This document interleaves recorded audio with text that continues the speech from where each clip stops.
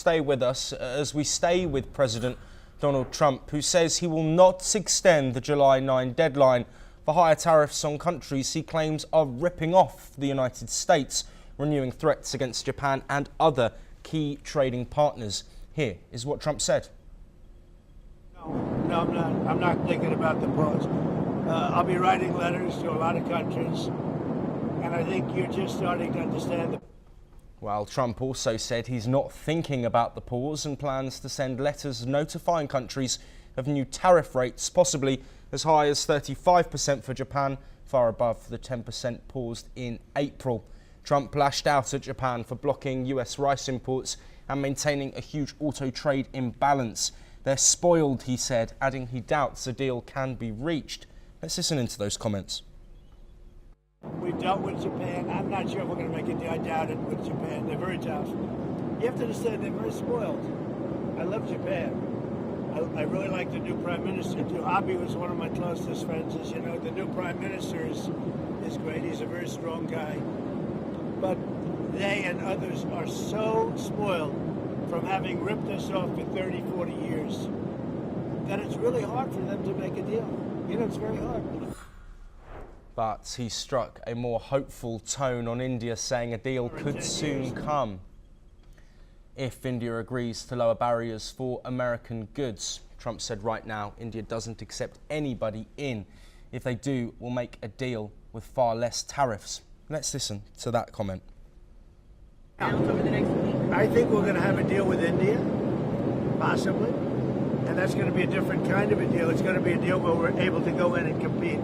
Right now, India doesn't accept anybody in. I think India is going to do that, and if they do that, we're going to have a deal for much less tariffs. Thank you for telling me, by the way. Meanwhile, Indian Foreign Minister S. Jaishankar, currently in the United States, confirmed talks are in an advanced stage, but warned of unresolved issues around auto parts, steel and agriculture. With just days left, the White House is prioritising a deal with India, while Trump sharpens pressure on Japan and signals more hardline letters could follow. Ross, I'm going to bring you back in, and I'd like to broaden our discussion, not just on India, Japan, but also these other nations. Of course, Trump's 90-day pause has given respites for many countries as they look to work towards a deal. Again, on Trump's rhetoric, do you think this is Trump's final push to get a deal done, or is he really serious about implementing his Liberation Day tariffs? And then what will that impact be? We saw the markets completely fluctuate after his initial announcement. I think it could be a combination. There are some countries and trading partners that President Trump, to be fair to him, that he genuinely wants to reach a deal with. There definitely is a number of countries that are priority countries for negotiations. That includes Japan, India, obviously China, Taiwan has had several rounds of negotiations as well. So it's clear that the administration has prioritized negotiations with several countries. But at the same time, the negotiating teams from the U.S. side, they can't talk to 200 countries and territories simultaneously. There's just too many of them. So it's also very possible that while Trump has, in his mind, a list of countries that he wants to prioritize, there are going to be a list of countries that very well might have the Liberation Day tariffs imposed on July 9th.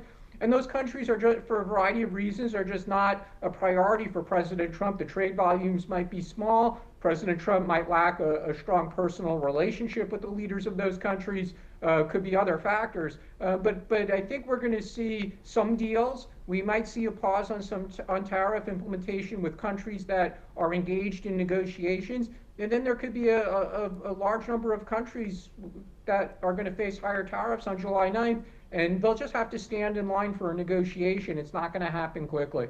Yes, Ross, we're now going to stay in North America, and the US government has